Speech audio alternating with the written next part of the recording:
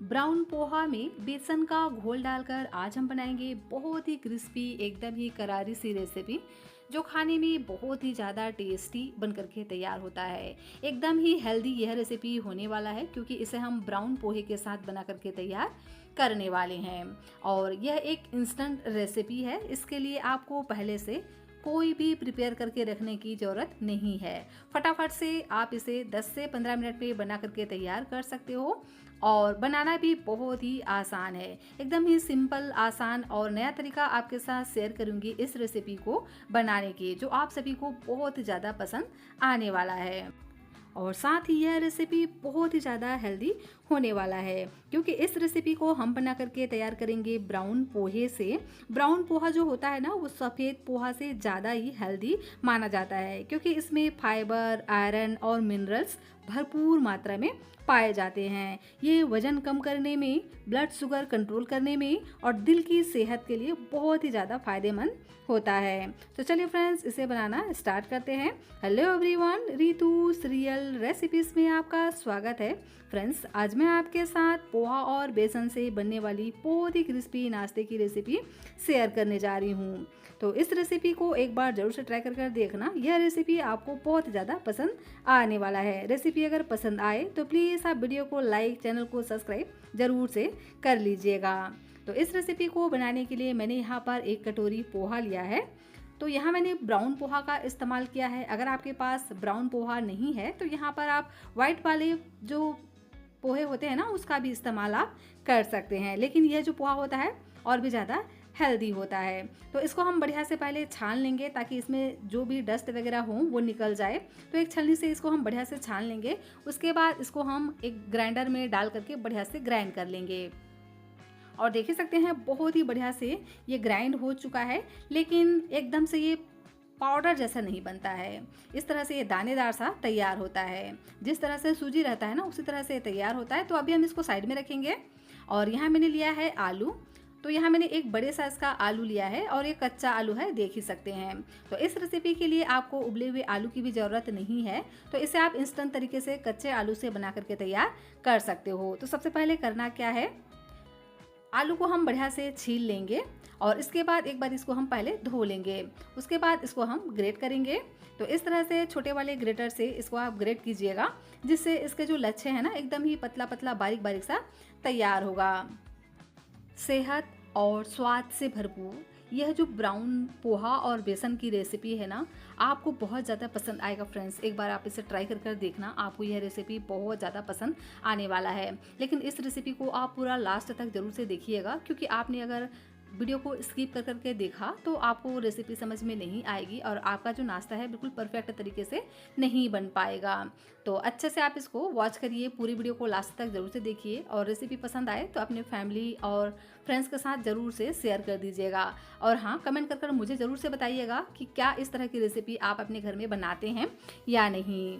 तो क्या करेंगे, बढ़िया से आलू को हमें इस तरह से ग्रेट कर लेना है छोटे वाले ग्रेटर से। तो देख ही सकते हैं आलू को मैंने बढ़िया से ग्रेटर से इसको ग्रेट कर लिया है और आलू के जो लच्छे हैं एकदम बारीक बारीक से तैयार हो गए हैं। तो अब हम इसमें डाल देंगे पानी क्योंकि आलू में रहता है स्टार्च। अगर हमने इसको इसी तरह से तैयार किया ना नाश्ता, तो ये अच्छे से बिल्कुल भी नहीं बन पाते हैं। तो इसको हम बढ़िया से धो लेंगे और इसका जो सारा पानी है इसको हमें निचोड़ लेना है और इसको हम इस तरह से अलग बाउल में रख लेंगे। तो देख सकते हैं इस तरह से सारा पानी मैंने इसका निचोड़ लिया है और एकदम ही खिला खिला सा आलू हमारा बन करके तैयार हो गया है। तो अभी हम इसको साइड में रखेंगे क्योंकि इसका इस्तेमाल हमें बाद में करना है। अभी चलिए चलते हैं गैस के पास। यहाँ मैंने एक कढ़ाई लिया है, इसमें हम डाल देते हैं 1 छोटे चम्मच ऑयल। ऑयल को हम थोड़ा सा गर्म होने देंगे। उसके बाद यहाँ पर हम डाल देते हैं जीरा। जीरा को हल्का सा क्रिकल होने देंगे। उसके बाद यहाँ पर हम डाल देंगे प्याज। तो यहाँ मैंने आधा प्याज लिए हैं, इसको इस तरह से बारीक बारीक कट करके हम डाल देंगे और इसको हम 1 से 2 मिनट के लिए भून लेते हैं ताकि जो प्याज है हल्का सा बस भून जाए। प्याज हल्का सा भून गया है तो अब हम इसमें डाल देंगे तीखे के लिए हरी मिर्च। तो मैंने यहाँ पर 2 हरी मिर्च को इस तरह से बारीक बारीक कट करके ऐड किया है। आपको जितना पसंद हो आप डाल सकते हैं। और अब हम इसमें डाल देंगे बारीक कटा हुआ करी लिप्स। इससे ना फ्लेवर बहुत ही बढ़िया आएगा। तो एकदम बारीक बारीक कट करके हम इसमें ऐड कर देंगे और 1 मिनट के लिए इसको भून लेंगे। इसके बाद इसमें हम डाल देंगे आलू जिसे हमने ग्रेट करके रखा था, और आलू को भी इसी तरह से कंटिन्यू चलाते हुए 1 मिनट के लिए भून लेंगे। आलू को हमें 50% तक गलाना है। तो इसी तरह से इसको हमें चलाते जाना है ताकि जो आलू है ना हल्का सा पक जाए। तो जैसे ये आलू हल्का सा पक जाए उसके बाद यहाँ पर हम ऐड कर देते हैं फ्लेवर के लिए कुछ और भी चीज़ें। तो यहाँ पर मैंने 1 इंच अदरक को इस तरह से ग्रेट करके ऐड किया है। इससे ना फ्लेवर बहुत ही बढ़िया आता है। आप चाहें तो यहाँ पर अदरक और लहसुन का जो पेस्ट आता है उससे भी ऐड कर सकते हैं। अब हम इसमें ऐड कर देंगे नमक स्वाद के अनुसार। इससे जो आलू हैं एकदम जल्दी से गल जाएंगे। अक्सर यही होता है ना कि सभी के घरों में पोहा की अक्सर एक ही तरह की रेसिपी बनाई जाती है, जो सुबह मॉर्निंग ब्रेकफास्ट में हम पोहा की खिली खिली रेसिपी बना करके तैयार करते हैं, जो सभी को पसंद भी आता है। तो क्या कभी आपने पोहा और बेसन की कोई इस तरह की रेसिपी ट्राई की है या नहीं, आप मुझे कमेंट कर ज़रूर से बताइएगा। और अगर आपने कभी ट्राई नहीं किया है तो पोहा और बेसन से बहुत ही ज़्यादा बढ़िया नाश्ता बन करके तैयार होता है। बेसन से बहुत ही बढ़िया से इसमें बाइंडिंग आती है और साथ ही बहुत ही प्रोटीन रिच और फ्लेवरफुल नाश्ता बन करके तैयार होता है। तो एक बार ज़रूर से ट्राई करके भी देखना, आपको रेसिपी बहुत ज़्यादा पसंद आने वाला है। तो देखिए आलू को हम बढ़िया से कवर कर पकने देंगे 1 मिनट के लिए, ताकि जो आलू है ना बढ़िया से पक जाए। तो देखिए जो आलू है 50% तक पक चुका है। तो अब हम क्या करेंगे, इसमें डाल देंगे बेसन। तो बेसन हमें डालना कितना है, जितना हमने पोहा लिया है उसका आधा यहाँ पर हम इस्तेमाल करेंगे बेसन का। और बेसन को हम आलू के साथ में डाल करके बढ़िया से भून लेंगे, जिससे क्या होगा, जो बेसन का कच्चा टेस्ट है ना वो निकल जाएगा। तो इसी तरह से आलू के साथ ही हमें बेसन को भूनते जाना है 1 से 2 मिनट के लिए। गैस की फ्लेम को लो रखना है और लो फ्लेम पे ही हमें इसको बढ़िया से भून लेना है। तो बेसन बढ़िया से भून चुका है। तो अब हम क्या करेंगे, इसमें डालेंगे पानी और इसका हम बनाएंगे एक गाढ़ा सा घोल। तो हम थोड़ा थोड़ा इस तरह से पानी डालते जाएंगे। गैस की फ्लेम को एकदम ही लो कर देना है और लो फ्लेम पे ही हमें पानी ऐड करते जाना है। अगर आपने हाई फ्लेम पे पानी ऐड किया तो तुरंत ही जो बेसन है ना इसमें गांठें पड़ना स्टार्ट हो जाएगा। तो इसीलिए थोड़ा थोड़ा हमें इसमें पानी ऐड करते जाना है और गैस की फ्लेम को एकदम ही लो रखना है और लो फ्लेम पे ही इसी तरह से चलाते हुए पानी को डालते जाना है और इसका एक गाढ़ा सा घोल तैयार करना है।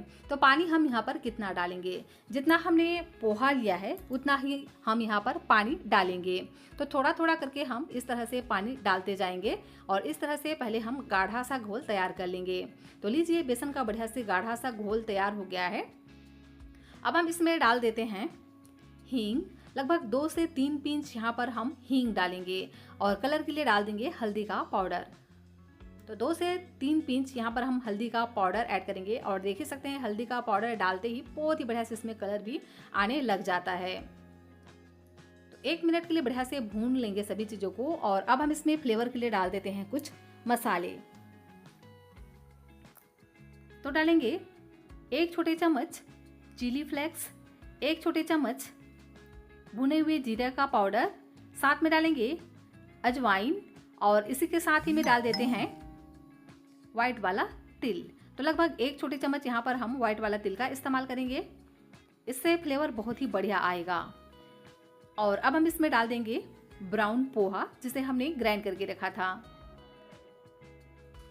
तो सभी को हम इसमें ऐड करेंगे और इसको हम इसी तरह से कंटिन्यू चलाते जाएंगे। पोहा तुरंत ही सारा पानी एब्जॉर्ब कर लेगा और एकदम गाढ़ा सा डो की तरह बन करके तैयार हो जाएगा। तो वैसे पोहा को तो बहुत ज़्यादा भूनने की या पकाने की ज़रूरत नहीं पड़ती है, क्योंकि पोहे को वैसे भी कच्ची ही खाई जाती है।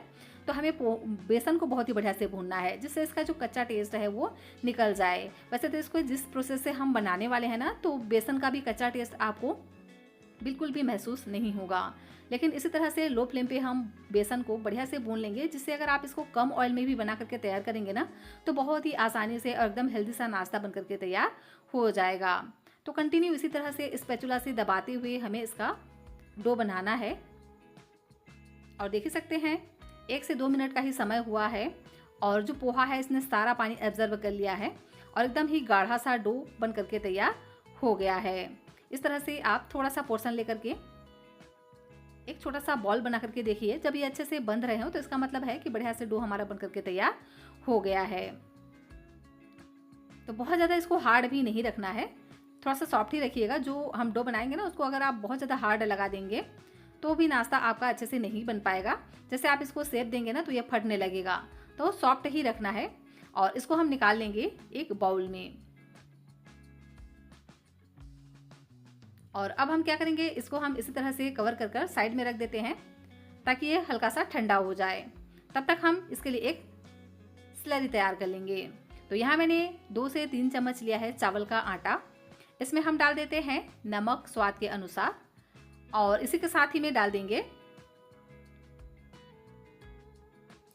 बारीक कटा हुआ हरा धनिया, थोड़ा सा डालेंगे तिल और साथ में डाल देंगे हल्दी का पाउडर और थोड़ा थोड़ा पानी डाल करके इसका हम इस तरह से एक घोल तैयार करेंगे। तो एक गाढ़ा सा ही हमें घोल तैयार करना है, बहुत ज़्यादा पतला नहीं करना है। और इसकी कंसिस्टेंसी देख सकते हैं ना, इसी तरह से इसको हमें तैयार करना है।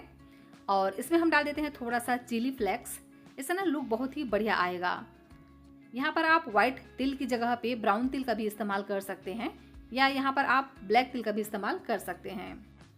और इधर जो हमारा पोहा और बेसन का डो है यह भी हल्का सा ठंडा हो गया है। तो बहुत ज़्यादा ठंडा नहीं करना है, हल्का सा जब ये ठंडा हो जाए, जितना भी कि हम इसको अच्छे से छू पाएँ, टच कर पाएँ, उतना ये ठंडा हो जाए। उसके बाद इसको हम मसलेंगे। तो अच्छे से मसल कर एकदम चिकना डो की तरह हमें इसको तैयार करना है। जिस तरह से हम नॉर्मल डो तैयार करते हैं ना गेहूं के आटे का, उसी तरह से हमें इसको तैयार करना है। तो अगर आपको हल्का सा ड्राई लगे तो यहाँ पर आप पानी डाल दीजिए 1 से 2 चम्मच और इसको इस तरह से बढ़िया से मसल कर बिल्कुल डो की तरह तैयार कर लीजिए। और देख ही सकते हैं ना कि इसका जो क्वांटिटी है कितना बन करके तैयार होता है। मैंने यहाँ पर 1 कप पोहा का इस्तेमाल किया है और जो डो है इसकी क्वांटिटी ही हमें बता रहा है कि कितना सारा हमारा नाश्ता बन करके तैयार होने वाला है। तो अभी हम क्या करेंगे, इसको 2 पार्ट में इस तरह से डिवाइड कर लेते हैं और एक पोर्शन लेकर इसकी हम इस तरह से रोल तैयार करेंगे। तो इसको हमें इस तरह से हाथों से दबाते हुए रोल तैयार करना है। देखिए इस तरह से अच्छे से इसको दबाते जाइए और इस तरह से रोल तैयार कीजिए। इसे बिल्कुल भी नहीं फटेंगे और एकदम चिकना सा रोल हमें तैयार कर लेना है। अब हम इसको कट करेंगे। तो इसे आप नाइफ से या इस तरह से केक कटर से भी कट कर सकते हैं। तो देखिए बहुत ही आसानी से ये कट हो जाते हैं। मैंने इसको स्टीम नहीं किया है, इसी तरह से इसको तैयार कर लिया है और देख सकते हैं बहुत ही आसानी से ये तैयार हो जाते हैं। और इस तरह से एक एक पीस ले करके इसको हम बढ़िया से सेट कर लेंगे। जो आलू के लच्छे निकले हुए हैं ना, उसको हमें इस तरह से बढ़िया से हाथों से दबाते हुए इसको सेट कर लेना है ताकि इसका जो लुक है बहुत ही बढ़िया आए। और इसका जो थिकनेस है मैंने आधा इंच में तैयार किया है। देखिए इस तरह से बहुत ज़्यादा मोटा नहीं रखिएगा, इस तरह से थोड़ा सा पतला ही हम इसको तैयार करेंगे, जिससे जो नाश्ता है ना बहुत ज़्यादा क्रिस्पी बन करके तैयार होंगे। और लीजिए सभी को ही मैंने इसी तरह से तैयार कर लिया है और देख ही सकते हैं बहुत ही प्यारा सा इसका लुक आया हुआ है। तो अब चलिए चलते हैं नेक्स्ट प्रोसेस में। तो एक पीस लेंगे नाश्ते का और उसको हम बढ़िया से इस तरह से स्लरी में डीप कर लेंगे और चम्मच से इस तरह से हम डाल देंगे स्लरी को और बढ़िया से इसको कोट कर लेंगे और चम्मच को हल्का सा हम तिरछा कर लेंगे, जिससे इसका जो एक्स्ट्रा घोल है ना वो बाउल में ही चला जाए। और अब हम इसे फ्राई करेंगे। तो इसे फ्राई करने के लिए मैंने ऑयल को पहले ही गर्म करने रख दिया था, तो बहुत ज़्यादा ऑयल को भी गर्म करने की ज़रूरत नहीं है। यहाँ मैंने 2 बड़े चम्मच ऑयल को गर्म करने रख दिया था और ऑयल हमारा बढ़िया से गर्म हो गया है। तो इस तरह से स्लरी में डीप करते जाएंगे और एक एक पीस डालते जाएंगे ऑयल में और इस तरह से जितना आ जाए उतना हम बढ़िया से इसमें ऐड कर देंगे। और इसे हमें पहले हाई फ्लेम पे 1 से 2 मिनट के लिए फ्राई करना है और ऊपर से इस तरह से डाल देंगे ऑयल को चम्मच की सहायता से, जिससे ऊपर से भी बढ़िया से ये थोड़ा सा सेट हो जाए। उसके बाद इसको हम पलट लेंगे, जिससे ऊपर का जो एरिया है ना उसका जो शेप है वो बिल्कुल भी ख़राब नहीं होगा। और अब हम इसको पलट लेंगे और इसी तरह से नीचे से भी हम इसको पकने देंगे। और जब इस तरह से बढ़िया से ये क्रिस्पी तैयार हो जाए, बहुत ही बढ़िया से इसमें गोल्डन कलर आ जाए, तो उसके बाद इसको हम निकाल लेंगे। तो इस तरह से एक स्पाइडर वाली छलनी से इसको हम निकाल लेते हैं और लीजिए क्रिस्पी करारा खस्ता नाश्ता हमारा बनकर के तैयार हो गया है। ये रेसिपी पोहा और बेसन से बन करके तैयार हुआ है। अगर आप किसी को भी सर्व करेंगे ना, तो आपसे पूछेगा कि आपने इसको कैसे बनाया। कोई बता ही नहीं पाएगा कि इसे आपने पोहा से बना करके तैयार किया है। जी हाँ फ्रेंड्स, पोहा तो अक्सर हमारे घर में रहता ही है, तो एक बार आप ज़रूर से ट्राई कर देखना। और इस रेसिपी को अगर आप बहुत ज़्यादा हेल्दी बनाना चाहते हैं तो इस तरह से ब्राउन पोहा और बेसन से बना करके तैयार कर लीजिएगा, जिससे और भी ज़्यादा हेल्दी और टेस्टी बन करके तैयार होगा। और मैं आपको इसका क्रिस्पीनेस दिखाती हूँ कि ये कितना क्रिस्पी बन करके तैयार हुआ है। तो सुन सकते हैं इसकी आवाज़ कि ये कितना क्रिस्पी बन करके तैयार हुआ है। इस रेसिपी को आप अपनी मनपसंद चटनी के साथ सर्व कीजिए, ये आपको बहुत ज़्यादा पसंद आने वाले हैं। तो फ्रेंड्स, एक बार आप इस पोहा और बेसन की रेसिपी को ज़रूर से ट्राई कीजिएगा। रेसिपी पसंद आए तो वीडियो को लाइक, चैनल को सब्सक्राइब ज़रूर से कीजिएगा और मुझे ज़रूर से बताइएगा कि यह रेसिपी आपको कैसी लगी। पसंद आए तो लाइक कीजिएगा।